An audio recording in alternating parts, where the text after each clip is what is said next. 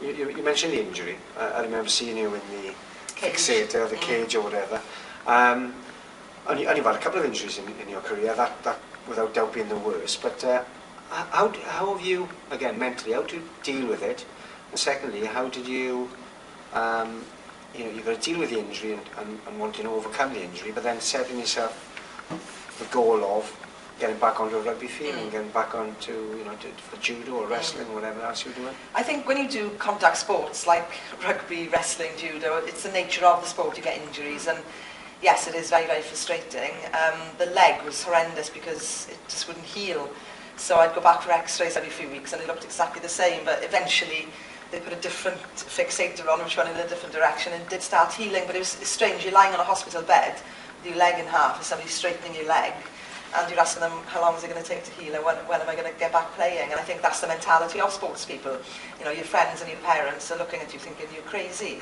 You sat here with a smashed up leg and you're asking the doctor, how long is it going to take me to get back to play? But that's your competitive but nature. And wanting to get back to play when, you still have the opportunity. Didn't they say you wouldn't run again? Yeah, I did bowed leg, the bent leg. They said I'd never run again, and you could live with the bent leg. So I said, the other option was to straighten it and have another operation. So I did. They had to re-break it, re-straighten it, and re-pin it.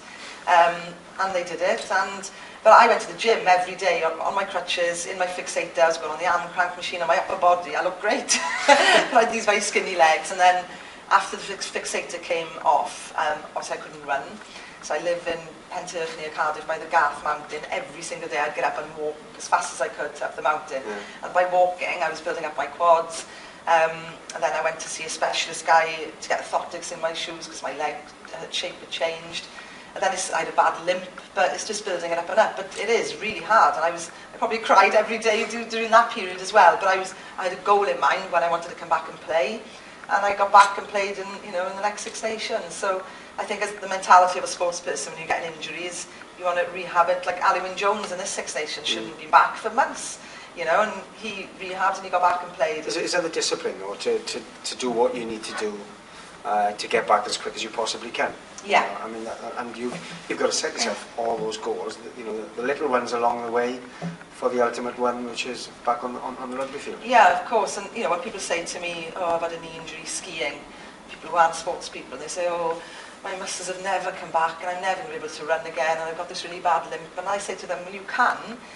You just have to put the hours in the gym, doing these tiny, tiny little exercises where you stood on a box just moving up and down to build every muscle up in your leg, And people say to me, "Oh, I can't lose weight, I've tried everything." You can do anything.